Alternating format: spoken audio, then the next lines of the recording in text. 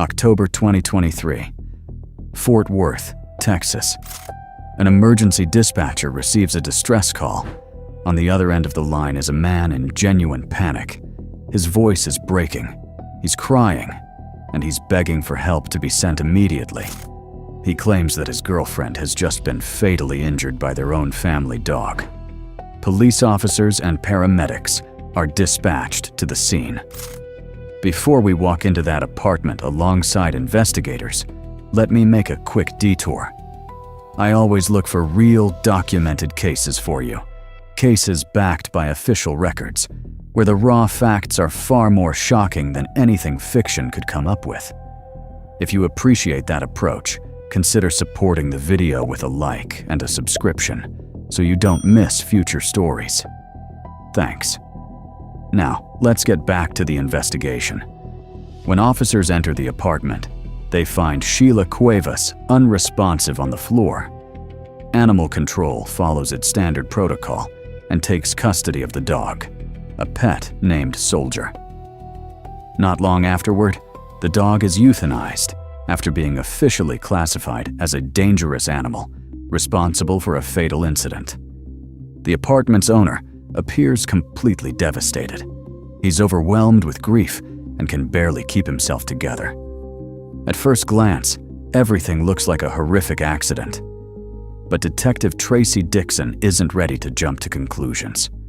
She studies the layout of the room, the placement of objects, and the overall scene. Then she notices something troubling. This doesn't look like the aftermath of a chaotic animal attack at all. Instead, it resembles a carefully arranged, cold, and deliberate stage set. That raises an obvious question. Why would someone want to place the blame on the dog?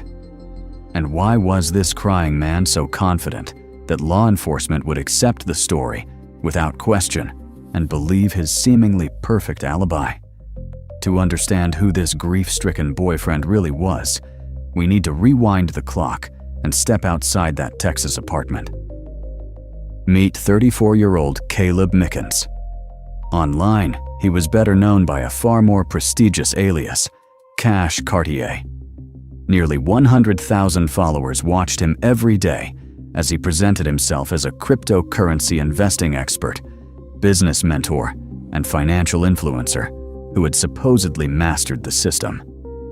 His primary source of income was a training platform called I Am Academy. At the height of his online activity, Caleb was reportedly bringing in around $20,000 a week. The business model was remarkably cynical. He earned a direct commission for every new person he could recruit into the organization. Years later, regulators would accuse the platform of operating through pyramid-style structures and impose massive financial penalties. But at that time, Caleb was sitting at the top of the hierarchy. He sold his audience a carefully crafted illusion of success, posting videos about overcoming hardship and building wealth from nothing. People believed him. They purchased subscriptions and trusted him with money they could barely afford to lose. But if we put down the smartphone and pull police records from California dating back to 2011, we find a very different story. In the actual court documents, there is no mention of a successful trading career. Instead, there is a documented fact: an arrest and a prison sentence for causing severe bodily injury. After serving his sentence and returning to the outside world, he learned one important lesson. Street crime was a direct ticket back to a prison cell. So he completely changed his methods. His natural aggression, his need for total control, and his desire to dominate other people were carefully repackaged into the image of a confident online business mentor. The internet became his new weapon. Caleb mastered the art of manipulating large audiences from a safe distance. He built an almost untouchable image of wealth, credibility, and success around himself. One thing I keep noticing in cases like this is a disturbing pattern. The new generation of criminals doesn't hide in dark alleys anymore. They buy a ring light, set up a camera, and show up directly on our phones. For years, this carefully engineered system of deception worked almost flawlessly. And it wasn't just inexperienced followers who got caught in the trap. Before long, Caleb began using the exact same persuasion techniques on women who believed the polished digital persona he presented to the world. His smartphone screen became the perfect training ground for the controlling behavior that would later spill into his personal relationships. And that's exactly how Sheila became entangled in the web he had spent years building. She was the complete opposite of the typical audience targeted by online financial influencers.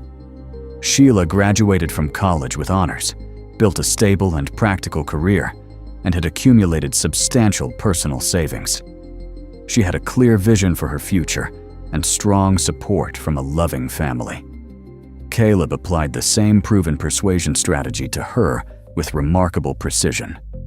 Presenting himself as a respected expert who showcased success to thousands of followers every day, he repeatedly encouraged Sheila to invest her money into his ventures. His arguments sounded convincing, confident, difficult to challenge. Eventually, Sheila trusted him and transferred her assets. Within a surprisingly short period of time, those savings disappeared into a network of financial arrangements that offered very little transparency. And that's when we see the first major shift in Caleb's behavior. At the same time, the carefully constructed empire he had built online was beginning to face serious problems. Regulatory agencies started taking a closer look at IM Academy, and the flow of new recruits slowed dramatically. The steady stream of easy money that had fueled his lifestyle for years began to shrink. He hadn't lost everything yet. Online, the image of a successful entrepreneur was still intact. The social media posts were still there. The appearance of success remained. But for the first time, cracks were starting to show. And with those cracks came anxiety. Feeling his status and income under threat, Caleb experienced a major blow to his inflated sense of self-worth. All of that growing frustration quickly became focused on the one person who happened to be living with him. This is where a classic criminal pattern begins to emerge. A lot of people assume controlling relationships start with shouting, obvious confrontations, or visible acts of aggression. In reality, the strongest prisons are often built from emptied bank accounts. Caleb began systematically cutting Sheila off from her relatives and close friends. Any attempt she made to maintain outside contact was quickly shut down, and in its place, he pushed his own distorted version of reality. He monitored where she went, kept track of when she returned home, and turned everyday life into a system of constant check-ins and accountability. The man who had once influenced thousands of people through a screen had now narrowed his need for control down to a single apartment. At that point, Sheila could no longer simply pack a suitcase, call a cab, and return to her family. The reality was much simpler than that. She no longer had enough money of her own to buy a plane ticket or even pay for a hotel room for a few days. Her financial safety net had been wiped out, and her outside support system had been deliberately dismantled. The perfect closed environment for escalating physical intimidation had now been fully established. As the isolation continued to grow, Sheila's smartphone became her only remaining connection to the outside world. And then, unexpectedly, a powerful warning appeared. It arrived through a private Instagram message. The sender was a woman named Carrie, living thousands of miles away from Texas and Scotland. She wasn't a random critic. She wasn't another disappointed customer from one of Caleb's financial programs. Carrie was his former wife. Years earlier, she had believed the same story about the perfect man. She left her home in Europe and crossed the Atlantic to build a life with him. The message she sent wasn't emotional ranting. It wasn't filled with insults. Wasn't driven by jealousy. What Sheila received was something much more unsettling. It read like a survival guide. Carrie directly warned her about the person she was actually living with. She explained details about his extensive legal history and his pattern of aggressive behavior. Step by step, she described the cycle she had experienced herself. First, he isolates you from the people around you. Then, he gradually takes away your independence. And after that, the intimidation becomes increasingly severe. The message ended with one simple plea: leave now, while you still have the ability to walk away on your own. Let me ask you something honestly. Take a second before answering. What would you do if you received a warning that detailed from someone who had already lived through the exact same situation? Most of us would probably pack our belongings and head for the door immediately. But that's not what happened. The message from Scotland went unanswered. Sheila didn't contact law enforcement. She didn't reach out to her family. The explanation for what seems like an impossible decision lies in the mechanics of control itself. By this point, Caleb hadn't just taken her money. He had gained access to passwords, private accounts, and nearly every personal boundary she had left. He personally monitored incoming calls. He read messages. He positioned himself as the gatekeeper of information, deciding what she was allowed to see, hear, and believe. Over time, Caleb systematically convinced Sheila that Carrie was emotionally unstable and driven by deep resentment toward their relationship. Any attempt from the outside world to tell her the truth was immediately turned upside down.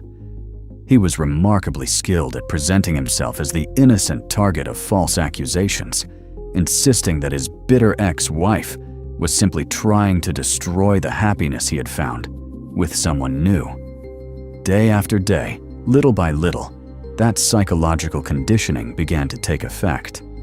Warnings from outsiders no longer felt like warnings.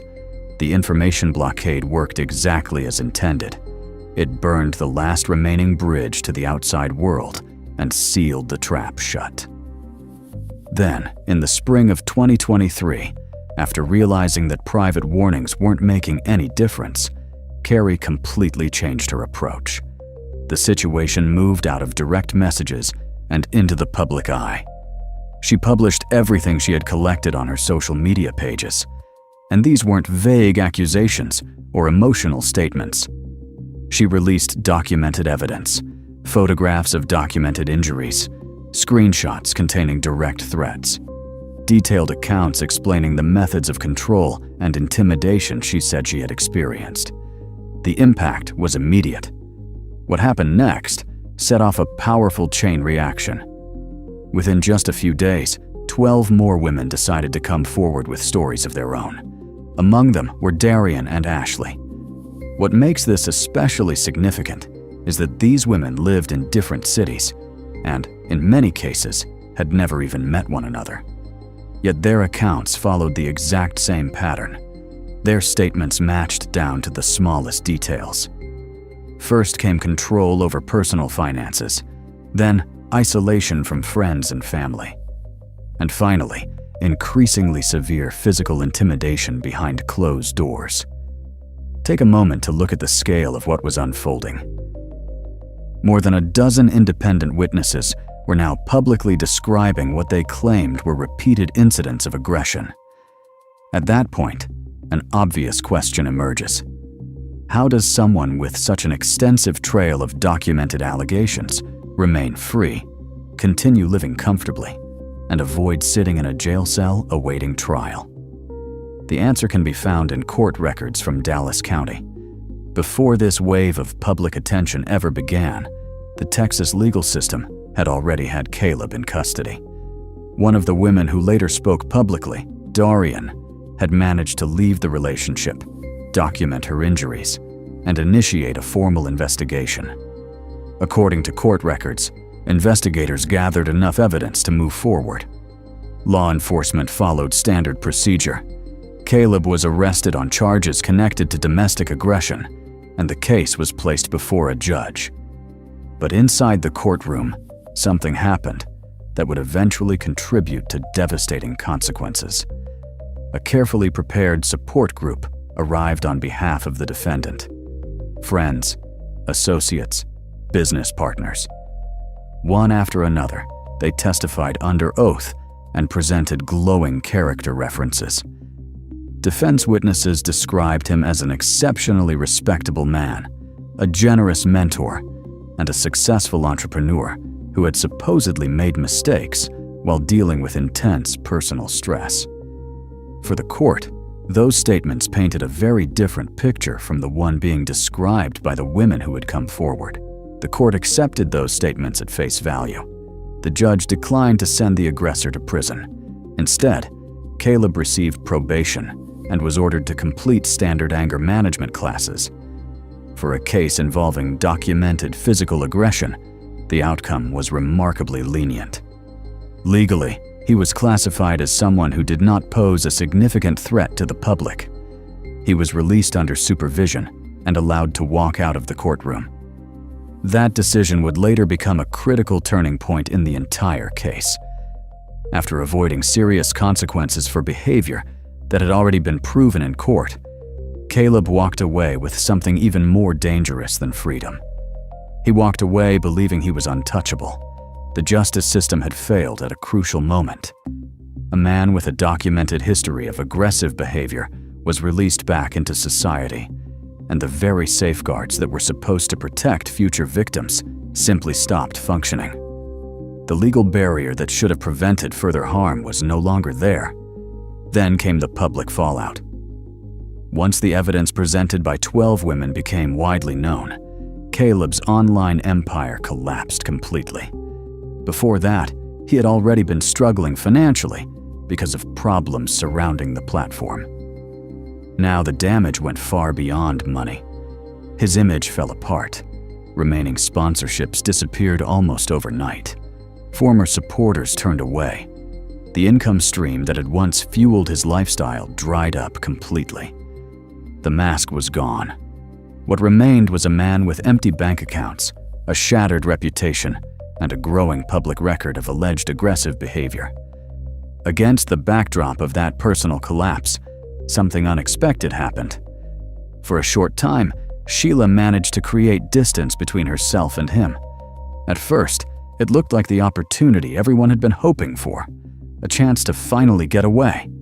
But Caleb had no intention of letting go so easily. After losing influence over thousands of followers, he tightened his grip on the one person still within reach. Almost immediately, he changed tactics.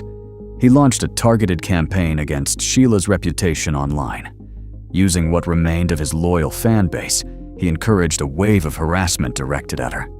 Accusations flooded social media. People labeled her greedy. They called her disloyal. Meanwhile, Caleb publicly portrayed himself as the real victim, shifting responsibility for his failures onto her. And this is where one of the most effective manipulation tactics begins to appear. Just a few days before recording this video, I spoke with a crisis psychology specialist who pointed out something important. The most powerful weapon in relationships built on control isn't constant hostility. It's the sudden reversal. After public attacks and humiliation, the aggressor abruptly changes course. Private messages replace public criticism. Apologies replace accusations. Promises replace threats. He begs for forgiveness. He claims everything happened because of stress, financial pressure, and the collapse of his business. He promises to change. He promises it will never happen again. And that strategy can be incredibly effective against someone who has already been isolated from family, support systems, and personal independence. Before long, Caleb got exactly what he wanted. Sheila forgave him, and she returned. She crossed the threshold of their shared apartment once again, but by then, the balance of power inside that home had changed completely. Before the public scandal, Caleb had still maintained at least a small performance of normal life. He needed the image. He needed the social media posts. He needed followers to believe he was the perfect partner. Now that incentive was gone. There was no longer any reason for him to keep up the act. He didn't need to play the role of the ideal boyfriend anymore. From that moment forward, the isolation became nearly absolute. Every connection to the outside world was cut off. No online communication. No meaningful contact with friends or family. Sheila found herself trapped inside an apartment with a man whose anger over the collapse of his life had reached a breaking point. all of the frustration from his personal failures had become focused on the one person still within reach. Only a few hours remained before the events of October 8th. October 8th, 2023.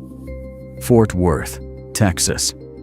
We're now returning to the night where this investigation began.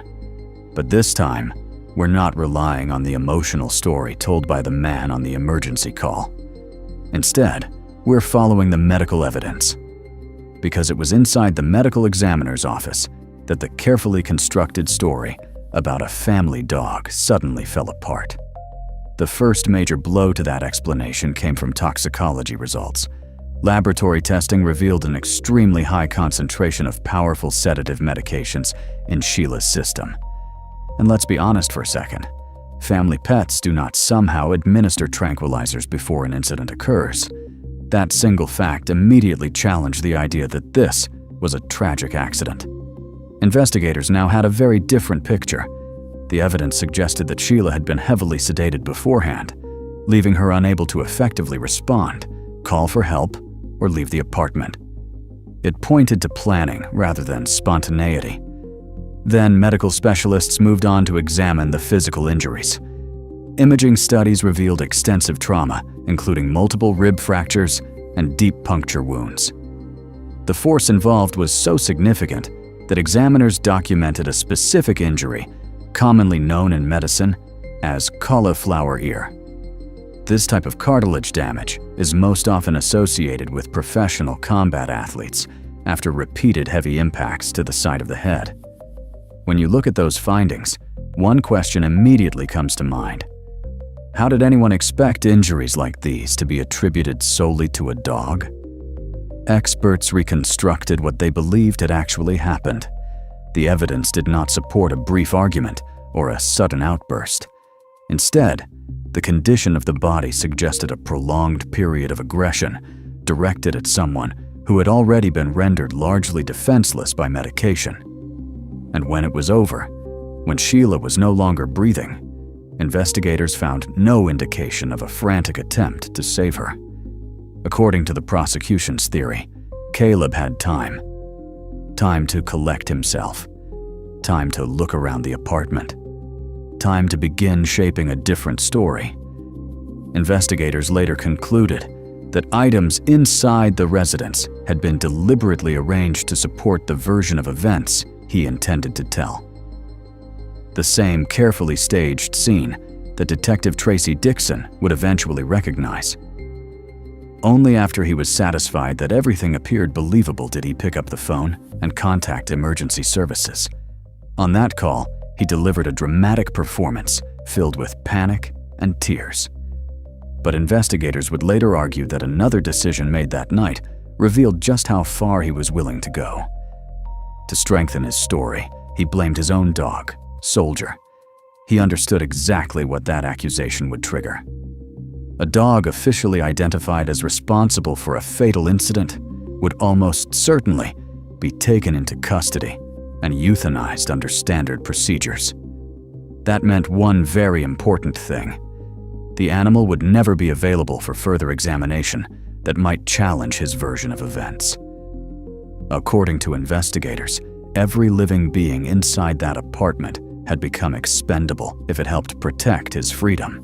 Immediately after his arrest in October 2023, while forensic specialists were only beginning to analyze the medical findings, Caleb did something that still feels unsettling to read about. Sheila's family created a GoFundMe page to help cover funeral expenses. And among the people who donated, one name stood out. He contributed $200 and left a short public message. "I love you." At that point, you almost have to stop and ask yourself how this case could become any more disturbing. According to prosecutors, a man responsible for the events that ended Sheila's life had already blamed his own dog to protect himself. And now, he was attempting to present himself as the grieving boyfriend with a $200 donation and a carefully chosen comment. Investigators would later view it as one final attempt to shape public perception and preserve the image he had spent years creating. But that performance finally came to an end in April 2026 inside a Tarrant County courtroom. And this is where an important legal detail reveals how the system sometimes operates in complex cases. Prosecutors did not pursue the most direct homicide charge available. Why? Because of the extraordinary severity of the injuries involved. The documented trauma was so extensive, and the concentration of sedative medication was so significant that the medical examiner could not identify a single, definitive cause of death for the court. A skilled defense team could have focused on that uncertainty and attempted to create reasonable doubt before a jury. So prosecutors chose a different strategy. Rather than risk losing the case, they pursued a first-degree aggravated assault charge, supported by the strongest available evidence. The trial itself became a complete dismantling of the identity Caleb had spent years building. One after another, surviving women took the witness stand. Among them were Carrie, Darian, and Ashley. Under oath, they described experiences they had previously been too afraid to discuss publicly. Court records included testimony describing years of psychological control, repeated intimidation, and other deeply troubling allegations. This time, glowing character references and support from wealthy associates made no difference. The court weighed the evidence, the testimony, and the documented history together. For the crime against Sheila, Caleb was sentenced to 40 years in prison. Then the justice system addressed an earlier failure. An additional 20 years were added for violating the probation terms connected to Darian's case. And finally, another 15 years were imposed for a proven armed assault case involving Ashley in Dallas County. 75 years behind bars. The online empire of Cash Cartier disappeared almost overnight. The man who spent years selling people a carefully crafted illusion of success while believing he could avoid consequences forever ended up exactly where he never imagined he would be. No more luxury cars, no more live streams, no more carefully managed image, and no more opportunities to create new victims.